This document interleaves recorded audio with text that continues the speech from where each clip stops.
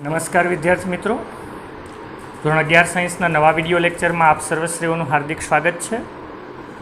આપણે સુરેખ પથ પર ગતિની થિયરી પોર્શન પૂરું કર્યું અને આના પ્રિવિયસના લેક્ચરની અંદર આખા ચેપ્ટરનું રિવિઝન કર્યું. અને મેં ત્યારે કીધું હતું કે તમામ સૂત્રો, માત્ર સૂત્રો, થિયરી નથી લખવાની, અને આ લેખો એ એક વ્હાઇટ પેજની અંદર સારી રીતે લખી નાખો, કોઈક જગ્યાએ ચોંટાડી દો અથવા બુકમાં રાખો, જેને તમે મેમોરાઇઝ તમારે યાદ રાખવાના છે. તો હવે આ જ સૂત્રનો ઉપયોગ કરીએ અને આપણે એક્ઝામ્પલ્સ ગણવાના છે. એમાં જોઈએ ઉદાહરણના દાખલાઓ. એમાં ઉદાહરણ નંબર 1 છે કે એક કાર સુરેખ રેખા પર ગતિ કરે છે, જેમ કે આકૃતિમાં દર્શાવેલ છે. તો આ કાર 18 સેકન્ડમાં O થી P પર જાય છે અને 6 સેકન્ડમાં P થી Q પર પરત આવે છે. તો પહેલું, એ કાર O થી P પર જાય ત્યારે તેની સરેરાશ ઝડપ અને સરેરાશ વેગ મેળવો, અને બી O થી P પર જાય અને Q પર પાછી ફરે ત્યારે તેનો સરેરાશ વેગ અને સરેરાશ ઝડપ તમારે મેળવવાની છે.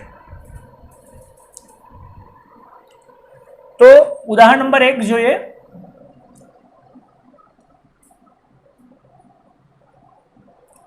તમને આકૃતિ આપેલી છે, એમાં એક કાર સુરેખ પથ પર ગતિ કરે છે O બિંદુથી, 0 થી, અને અહીંયા દરેક 40-40 ભાગ છે, અને અહીંયા અંતર છે x ઈ મીટરમાં છે, 80, 120, 160, 200, 240, 280, 320, 360, 400. એમાં P બિંદુ ક્યાં છે? જો P બિંદુ છે 360, અહીંયા P બિંદુ છે, અને Q બિંદુ ક્યાં છે? Q બિંદુ છે એ 240 છે. અને O થી P પર જાય ત્યારે તે 18 સેકન્ડનો, ને P થી Q પર આવે ત્યારે 6 સેકન્ડનો સમય લે. તો પેલું શું કીધું? O થી P પર જાય ત્યારે સરેરાશ ઝડપ અને સરેરાશ વેગ, યાની કે કાર O થી શરૂ કરે અને P પર પહોંચે.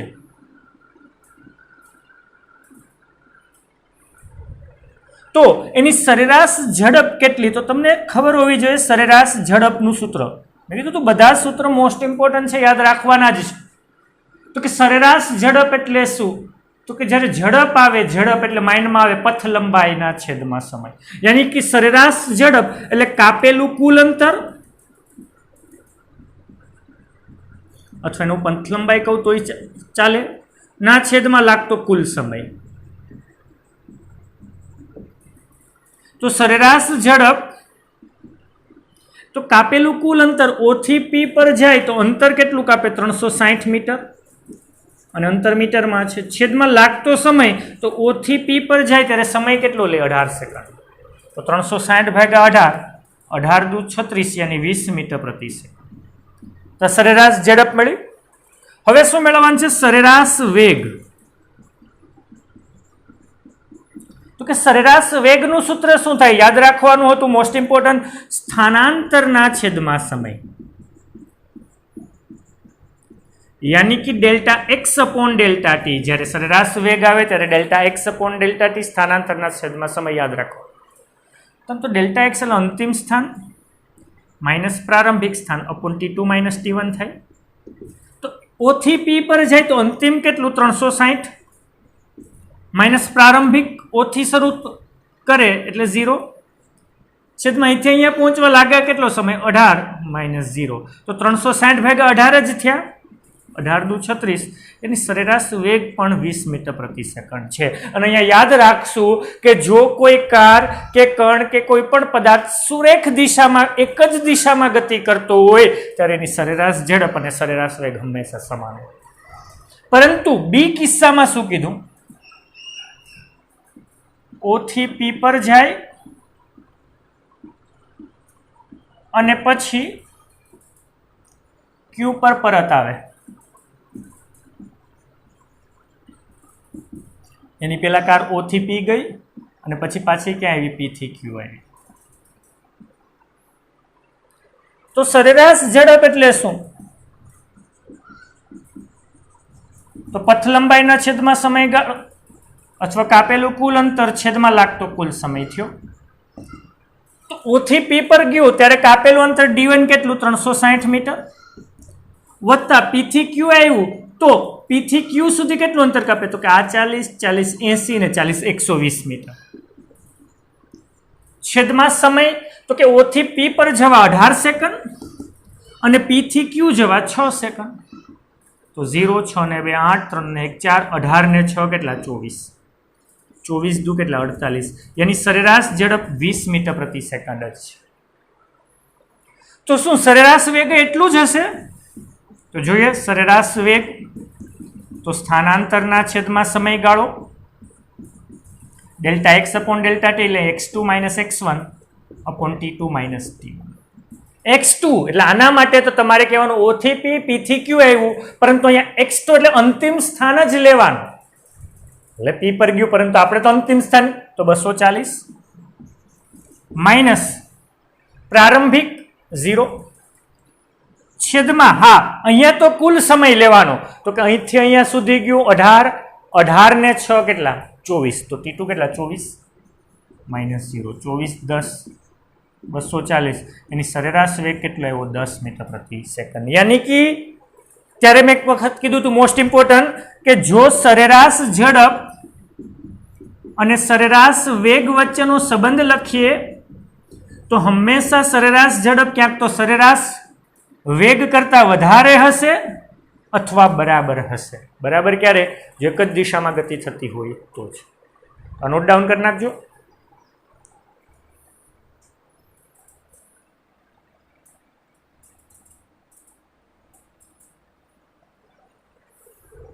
નેક્સ્ટ જોઈએ ઉદાહરણ નંબર 3.2. એક્સ અક્ષને અનુલક્ષીને ગતિ કરતા પદાર્થનું સ્થાન x બરાબર a પ્લસ બીટી સ્ક્વેર વડે આપેલું છે, જ્યાં a 8.5 મીટર અને b 2.5 મીટર પ્રતિ સેકન્ડ સ્ક્વેર અચળ છે અને t નું માપ સેકન્ડમાં આપેલ છે. તો 0 સમય અને 2 સેકન્ડે તત્કાલીન વેગ કેટલો હશે અને બીજું 2 અને 4 સેકન્ડ વચ્ચે સરેરાશ વેગ કેટલો હશે? તો પહેલા જે આપ્યું છે એની નોંધ કરીએ. એક કણ x અક્ષને અનુલક્ષીને ગતિ કરે છે અને એનું સમીકરણ x બરાબર a પ્લસ શું થાય? BT square. જ્યાં a અચળ છે એનું મૂલ્ય કેટલું? 8.5 મીટર અને b પણ અચળ છે એનું મૂલ્ય છે 2.5 મીટર પ્રતિ સેકન્ડ સ્ક્વેર.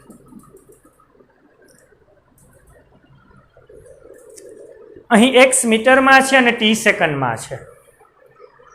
તો પેલું એ વસ્તુ શું મેળવવાની છે? જો t બરાબર 0 સેકન્ડે અને t બરાબર 2 સેકન્ડે વેગ કે કોઈ એક ક્ષણે વેગ મેળવવો એને કહેવાય તત્કાલીન વેગ મેળવવાનો છે.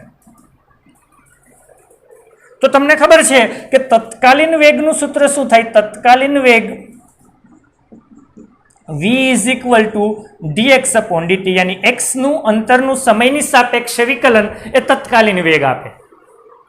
તો v is equal to d upon dt અને x કેટલું? x નું સમીકરણ આપ્યું 8.5 પ્લસ 2.5 t સ્ક્વેર. તો બંનેનું સ્વતંત્ર વિકલન 8.5 અચળ છે, અચળનું વિકલન 0 પ્લસ 2.5 અચળ, અચળ વિકલનની બહાર. ટી સ્ક્વેરનું વિકલન શું થાય? ઘાત આગળ, ઘાતમાં 1 નો ઘટાડો. યાની કે v ઇઝ ઇક્વલ ટુ 2.5 ગુણાકારમાં 2 એટલે શું થશે? 5t થશે. તો આ વેગનું સમીકરણ, તત્કાલીન વેગનું સમીકરણ મળી ગયું. તમને ક્યારે કીધું? 0 સેકન્ડે. તો t બરાબર 0 સેકન્ડે પ્રારંભિક વેગ તો v0. તો 0 સેકન્ડે t0 મૂકું તો 5 ગુણાકારમાં 0 એટલે 0. તો 0 સેકન્ડે પ્રારંભિક વેગ એનો કેટલો થશે? 0 મીટર પ્રતિ સેકન્ડ. બીજું શું કીધું? 2 સેકન્ડીય વેગ. તો જો 2 સેકન્ડે વેગ કીધો હોય તો 5 ગુણાકારમાં t કેટલા મૂકવાના? 2, 5 દુ ને કેટલા? 10 મીટર પ્રતિ સેકન્ડ. સપોઝ કે એમ કીધું હોત 4 સેકન્ડીય વેગ મેળવો તો t કેટલા મૂકવાના? 4, તો 5 ચોક 20 મીટર પ્રતિ સેકન્ડ. તો આ કયો વેગ મેળવો? તત્કાલીન વેગ મેળવો. પરંતુ જોજો બી શું મેળવવાનું કીધું જોજો કે ટી બરાબર 2 સેકન્ડ થી ટી બરાબર 4 સેકન્ડ વચ્ચેના સમયમાં સરેરાશ વેગ. ઓકે, કોઈ એક ક્ષણે નથી કીધું, આ ધ્યાન રાખજો. તો તમે કહેશો આ તો મેળવી લીધું, નહીં, આ વસ્તુ અલગ છે. અહીંયા શું કીધું 0 સેકન્ડીએ અને 2 સેકન્ડીએ વેગ, પણ અહીંયા શું કીધું 2 સેકન્ડ થી 4 સેકન્ડ વચ્ચેના સમયમાં સરેરાશ. તો બે અલગ અલગ વસ્તુ છે, ત્યાં કન્ફ્યુઝન નહીં કરતા. જ્યારે આવું આપે એટલે આ મેળવી લેશો, માર્ક્સ નહીં મળે. તો અહીંયા શું કીધું સરેરાશ વેગ. તો સરેરાશ વેગ એટલે તો delta X upon delta T થાય, યાની x2 minus x1 upon t2 minus t1 થાય. યાની કે t1 એટલે કેટલા 2 સેકન્ડ અને t2 એટલે કેટલા 4 સેકન્ડ. તો t1 બરાબર 2 સેકન્ડ એ અંતર x1 કેટલું, તો કે અંતર x નું સૂત્ર તો આ છે, એમાં કિંમત મૂકવાની. 2 સેકન્ડ એ અંતર કેટલું, તો અંતરનું સૂત્ર તો આ છે, તો એની અંદર કિંમત મૂકીએ 8.5 વત્તા 2.5 ગુણાકારમાં ટી સ્ક્વેર, 2 નો વર્ગ શું થાય 4, 8.5 વત્તા 2.5 ગુણાકારમાં 4 એટલે 10. તો અંતર x1 બરાબર કેટલા થયા 18.5 મીટર. ઓકે, તો તમને 2 સેકન્ડ એ અંતર x1 મળી ગયું. તો હવે t2 is equal to 4 second A x2 મેળવીએ. તો સૂત્ર આ જ 8.5 વત્તા 2.5 ગુણાકારમાં ટી સ્ક્વેર. તો ટી કેટલા છે 4, 4 નો વર્ગ કેટલો થાય 16. 8.5 2.5 ગુણાકારમાં 16 કેટલા થાય 40. તો x2 બરાબર 48.5 મીટર. રેડી. તો આ હવે x1 અને x2 ની કિંમત આવી ગઈ છે. પરંતુ એક વસ્તુ કહી દઉં કે હજી ઘણા વિદ્યાર્થીઓએ વિડીયો યુટ્યુબ ચેનલ સબસ્ક્રાઈબ નથી કરી, ખાસ કરી નાખજો એટલા માટે કે તમને નવો વિડીયો આવશે તો એનું નોટિફિકેશન નહીં મળશે. અને દરેક વિડીયોને તમે લાઇક કરો અને કંઈક કોમેન્ટ એ કરો કે જેથી અમને ખબર પડે કે તમે લોકો વિડીયો લેક્ચર જોવો છો અને તમને મજા આવે છે, અને એનાથી અમને ઉત્સાહ વધશે. તો સરેરાશ વેગ, તો કે સરેરાશ વેગ એટલે x2 માઇનસ x1, x2 કેટલા 48.5 માઇનસ x1 કેટલા 18.5 અપોન t2 કેટલા 4, t1 કેટલા 2. તો કે 5 માઇનસ 5 0, 8 માઇનસ 8 0, 4 માંથી 30 ભાગ્યા 2, યાની કે સરેરાશ વેગ કેટલો આવશે 15 મીટર પ્રતિ સેકન્ડ. રેડી. તો આ 2 સેકન્ડ અને 4 સેકન્ડની વચ્ચે સરેરાશ વેગ. પણ કન્ફ્યુઝ નહીં કરતા, જ્યારે સરેરાશ વેગ આવે ત્યારે ક્યાંય વિકલન નથી આવતું. તમે સરેરાશ વેગમાં વિકલનનો ઉપયોગ નહીં કરતા. યાની એક હોમવર્ક આપું છું. x બરાબર 5 + 3t³ અનુસાર કોઈક પદાર્થ સમય સાથે પોતાનું સ્થાન બદલાવે તો t1 બરાબર 1 સેકન્ડથી t2 બરાબર 3 સેકન્ડ વચ્ચેના સમયમાં સરેરાશ વેગ મેળવો. રેડી. તો આ તમારે હોમવર્કમાં કરવાનું છે. અને બીજા હોમવર્કની અંદર દર્પણની અંદર દરેક એક્ઝામ્પલ પૂરું થાય એના પછી એના જેવું જ એક્ઝામ્પલ આપ્યું હોય એ દરેક પછીનું જે એક્ઝામ્પલ છે એ તમારે હોમવર્ક કરી અને મને મોકલવાનું છે. નોટ ડાઉન કરી નાખજો.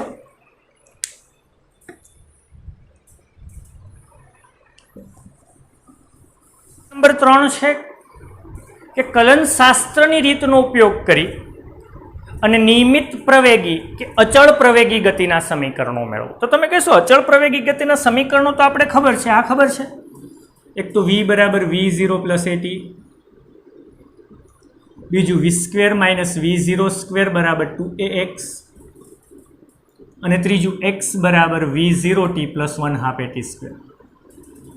અને ત્યાં હું એમ પણ કહેતો હતો કે જો અંતર પ્રારંભિક સ્થાન 0 ન હોય તો અહીંયા x - x0 આવે અને અહીંયા શું આવે x - x. તો પ્રારંભિક સ્થાન 0 ન હોય તો આ ત્રણેય સમીકરણો આપણે મેળવેલ હતા, પરંતુ એ ત્રણેય સમીકરણ આલેખની રીતનો ઉપયોગ કરીને મેળવા હતા. યાદ કરો અચળ પ્રવેગી ગતિના સમીકરણો. तो अहींया तमने कलनशास्त्रनो उपयोग करवानो छे। कलनशास्त्र एटले शुं? तो के संकलन, अने संकलन तमने बधाईने आवडे छे। तो संकलननो उपयोग करी अने आपणे अचल प्रवेगी गतिना समीकरणो मेळववाना छे। तो तमने एक सूत्र खबर छे प्रवेगनुं, तत्कालीन प्रवेग ए बराबर dv अपॉन dt, यानी वेगनुं समयनी सापेक्ष विकलन शुं आपे? प्रवेग आपे। यानी कि जो हूँ dt ने आ बाजू लाऊं तो a into dt is equal to dv थया के नहीं? हवे बंने बाजू संकलन करूं, संकलन नो उपयोग करवानो छे माटे बंने बाजू संकलन लेता।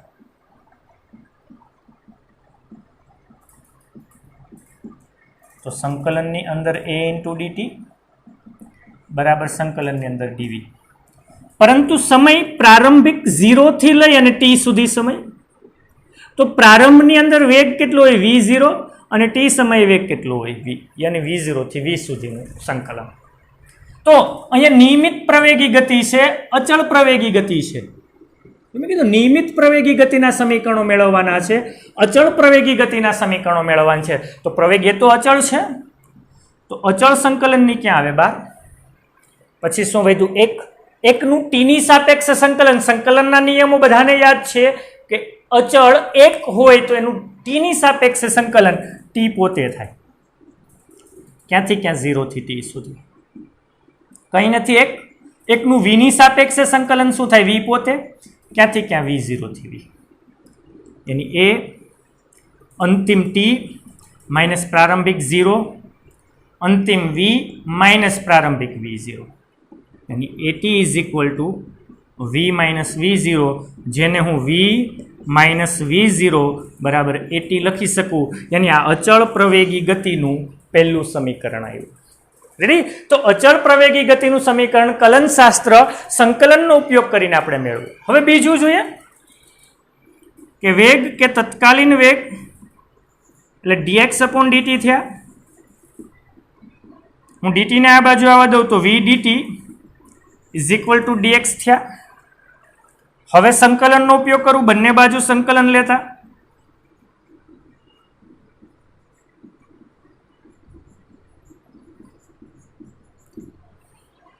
तो बंने बाजू संकलन, तो संकलन में v into dt is equal to संकलन में dx, परंतु प्रारंभ नी अंदर स्थान केटलू? x0, 0 ही होई सके, परंतु आपणे लईए x0 थी अंतिम क्या सुधीनुं x, यानी प्रारंभिक समय केटलो? 0 अने अंतिम समय केटलो? t। रेडी? हवे आ v ने बदले आ v ने करता बनावुं तो v बराबर शुं थाय? v0 पेली साइड जाई प्लस ने, v0 प्लस at थया ने। तो आप v ने बदले v0 प्लस at नु t नी सापेक्ष संकलन 0 थी t सुधी इज इक्वल टू 1 नु x नी सापेक्ष संकलन x0 थी x सुधी लखी सको। यानी हवे अहींया v0, हवे v0 नु t नी सापेक्ष संकलन 0 थी t, एक पद वधारी नाखुं, v0 नु t नी सापेक्ष संकलन प्लस at नु t नी सापेक्ष संकलन 0 थी t इज इक्वल टू 1 नु x नी सापेक्ष संकलन x0 थी x। रेडी? समझाई गयो? अहींया v0 नु संकलन कर्युं अने at नु, कारण के बंनेनुं स्वतंत्र संकलन थाय। यानी v0 अचल, तो तमे कहो वेग थोड़ो अचल होय, वेग अचल नथी, पण प्रारंभिक वेग तो नथी बदलातो। v0 तो प्रारंभिक वेग छे, प्रारंभिक वेग तो अचल रहेशे, यानी v0 अचल, अचल संकलननी बहार। तो शुं वध्युं? 1 नु t नी सापेक्ष संकलन शुं थाय? t क्यांथी क्यां? 0 थी t प्लस ए अचल प्रवेगी गतिना छे तो ए तो अचल, अचल संकलननी बहार। t नु संकलन शुं थाय? घातमां 1 नो वधारो, वधारानी घात छेदमां क्यांथी क्यां? 0 थी लईने t सुधी इज इक्वल टू कई नहीं, 1 नु संकलन x नी सापेक्ष x पोते, क्यांथी क्यां? x0 थी लईने x सुधी। अहींया शुं थाय? v0 एक वखत t माइनस 0 प्लस 1/2 a, एक वखत t स्क्वेर माइनस एक वखत 0 स्क्वेर बराबर एक वखत अंतिम x माइनस प्रारंभिक x0। यानी x माइनस x0 बराबर v0t प्लस 1/2 at स्क्वेर। तो आ अचल प्रवेगी गतिનું બીજું સમીકરણ મળ્યું, મળી ગયું બીજું સમીકરણ x માઇનસ x0 બરાબર v0t પ્લસ શું થાય 1/2 at સ્ક્વેર। ઓકે, હજી આ બાકી છે, તો એના માટે હું પ્રવેગનો જ યુઝ કરું, dv upon dt, પરંતુ એને હું dv upon dx વડે ભાગું, dx વડે ગુણું, કોઈને કઈ પ્રોબ્લેમ? તો કે નહીં, અમને શું પ્રોબ્લેમ?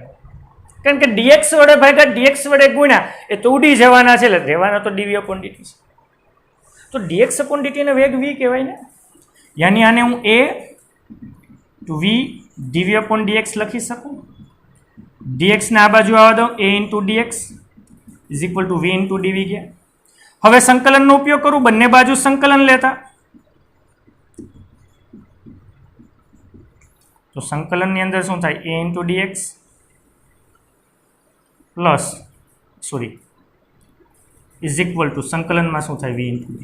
તો પ્રારંભની અંદર સ્થાન કેટલું x0, અંતિમ કેટલું x, પ્રારંભમાં વેગ કેટલો v0, અંતિમ કેટલો, તો એ તો અચળ સંકલનની બહાર કંઈ નથી, એકનું x ની સાપેક્ષે સંકલન x પોતે ક્યાંથી ક્યાં x0 થી લઈને x સુધી, v નું v ની સાપેક્ષે સંકલન ઘાતમાં એકનો વધારાની ઘાત છેદમાં ક્યાંથી ક્યાં v0 થી v લે, એ એક વખત અંતિમ x માઇનસ પ્રારંભિક x0 બરાબર 1/2, એક વખત v સ્ક્વેર માઇનસ એક વખત પ્રારંભિક v0 સ્ક્વેર। રેડી?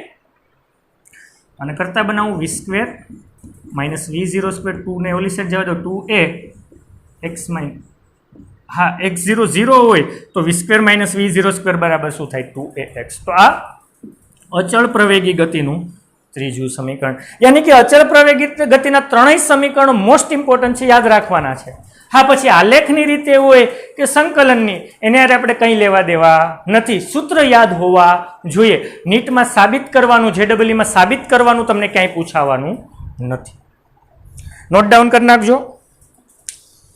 છે ઉદાહરણ નંબર 4, એક બહુમાળી મકાનના ટોચ પરથી એક દડાને શિરોલંબ ઉર્ધ્વ દિશામાં 20 મીટર પ્રતિ સેકન્ડની ઝડપથી ફેંકવામાં આવે છે। દડો જે બિંદુએથી ફેંકવામાં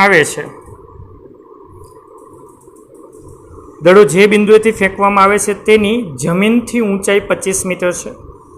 તો દડો કેટલી ઊંચાઈ સુધી પહોંચશે અને દડો જમીનને અથડાય તે પહેલાં કેટલો સમય તેને લાગશે, પરંતુ અહીંયા ગુરુત્વ પ્રવેગ 9.8 નહીં પરંતુ 10 મીટર પ્રતિ સેકન્ડ સ્ક્વેર લેવાના છે। એટલે કે જ્યારે ગુરુત્વ પ્રવેગ ન આપ્યો હોય તો 9.8 લઈશું, અથવા જો 10 આપ્યો હોય તો 10 લઈશું। તો પહેલાં રકમ સમજીએ। આ ચેપ્ટરની અંદર મહત્વની વસ્તુ એ છે કે તમે રકમ સમજી લો તો એક્ઝામ્પલ્સ ગણતા તમને આવડી જશે। શું કીધું? એક બહુમાળી મકાનના ટોચ પરથી, એને એક મકાન છે બહુમાળી, એની ઊંચું બિલ્ડિંગ છે,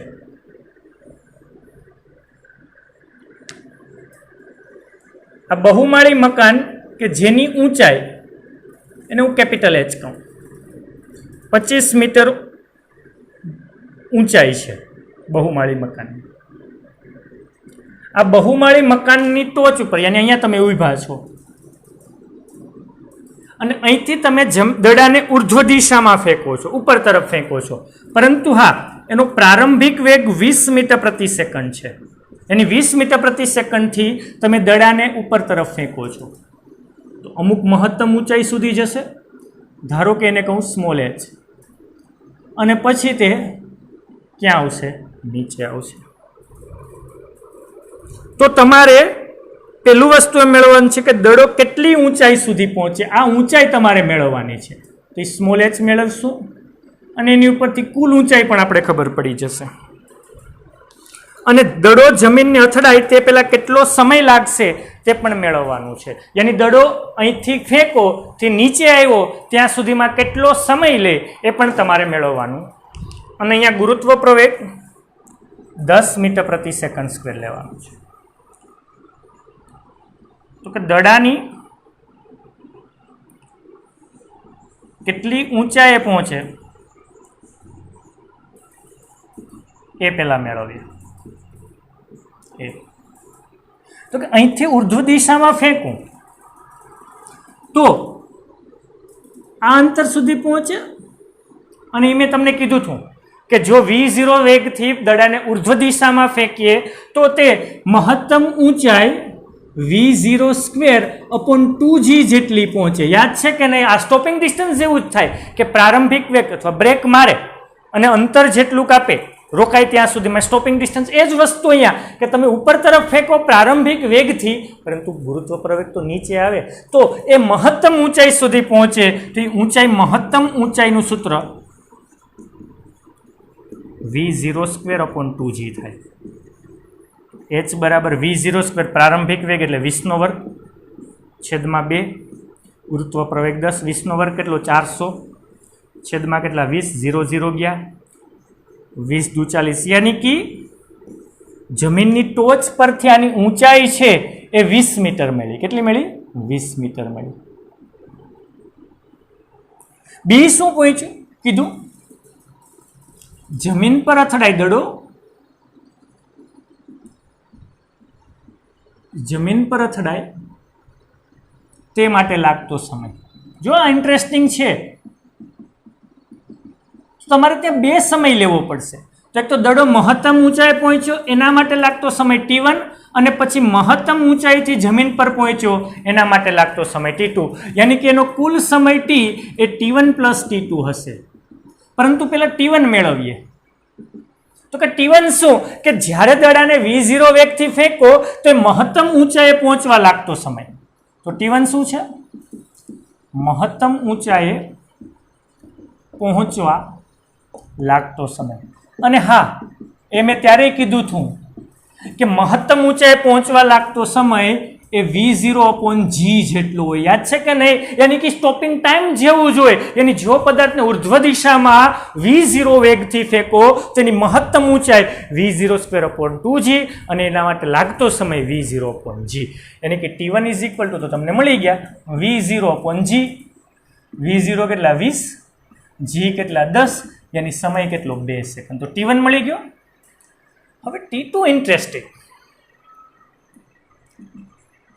તો કે મહત્તમ ઊંચાઈથી જમીન પર આવતા, જમીન પર પહોંચવા લાગતો સમય. યાની હવે એ દડો અહીંયા છે અને અહીંથી અહીંયા પહોંચવા કેટલો સમય લાગે? વિચારો વિચારો, શું યુઝ શું કરવું? તો હંમેશા અચળ પ્રવેગી ગતિના સમીકરણો આવીએ. v બરાબર v0 પ્લસ at નહીં, એનો યુઝ નહીં થાય કારણ કે વેગ નથી. v square minus v0 square બરાબર 2x, અહીંયા વેગ નથી માટે આનો ઉપયોગ નહીં થાય. તો થશે શું? તો કે x બરાબર v0t પ્લસ 1/2 at સ્ક્વેરનો ઉપયોગ થશે. રેડી? કારણ કે અંતર તમને આપ્યું, કારણ કે અંતર કેટલું કાપે દડો? આટલું. અને આ અંતર કેટલું? તો કે આ 20 અને આ 25 ને આ કેપિટલ H અને સ્મોલ h નો સરવાળો એ જ કુલ અંતર. તો 25 વત્તા 20 કેટલા? 45. પરંતુ નીચે તરફ છે તો અંતર માઇનસ ને. અને અહીંયા પ્રારંભિક વેગ કેવો? 0, કારણ કે આ તો મુક્ત પતન થાય. મુક્ત પતન થાય તો પ્રારંભિક વેગ કેવો? 0 પ્લસ 1/2. એ પ્રવેગ કેટલો? તો કે માઇનસ g જેટલો, કારણ કે નીચે તરફ પ્રવેગ છે, ઋણ છે. માઇનસ g ઇન્ટુ શું થાય? 30. અને એને 10 કહું ને, ઓછે ઓછે શું થાય? વત્તા, એની 45 બરાબર 10 ભાગ્યા 2 એટલે 5 t સ્ક્વેર. 5 નવા 45, યાની t સ્ક્વેર બરાબર શું થાય? 9. યાની t સમય વર્ગમૂળ લો plus or minus 3 second. Minus સમય શક્ય નથી, એની સમય કેટલો આવશે? t2 3 સેકન્ડ આવશે. તો કુલ સમય કેટલો? કુલ સમય તો કે t is equal to t1 plus t2, યાની 2 વત્તા 3 કેટલા થશે? 5 સેકન્ડ. રેડી? તો અહીંયા ઇન્ટરેસ્ટિંગ વસ્તુ એ કે જ્યારે મકાનની ટોચ પરથી પદાર્થને ઉપર ફેંકો તો એ કેટલી મહત્તમ ઊંચાઈ સુધી ગયા? v0 square upon 2g. પરંતુ જ્યારથી ફેંકોથી પાછો જમીન પર આવે ત્યારે કેટલો સમય? તો ત્યારે 2 સમય. તો અહીંયાથી મહત્તમ ઊંચાઈએ પહોંચવા લાગતો સમય t1, અને પછી મહત્તમ ઊંચાઈથી જમીન પર પહોંચવા લાગતો સમય t2. મહત્તમ ઊંચાઈએ પહોંચવા માટે કયો? v0 upon g. પરંતુ ઉપરથી નીચે પહોંચવા માટે અચળ પ્રવેગી ગતિનું ઓકે, હોમવર્ક કરો. હોમવર્કની અંદર તમારે બીજું કંઈ નથી બદલાવવાનું. આ બહુમાળી મકાનની ઊંચાઈ 50 મીટર છે અને દડાને 30 મીટર પ્રતિ સેકન્ડના વેગથી ફેંકે તો એ કેટલી ઊંચાઈ સુધી જશે અને પાછો જમીન પર આવવા કેટલો સમય લાગશે, અને ગુરુત્વ પ્રવેગ 10 મીટર પ્રતિ સેકન્ડ સ્ક્વેર લઈશું. તો આ હોમવર્ક તમારે મોકલવાનું છે.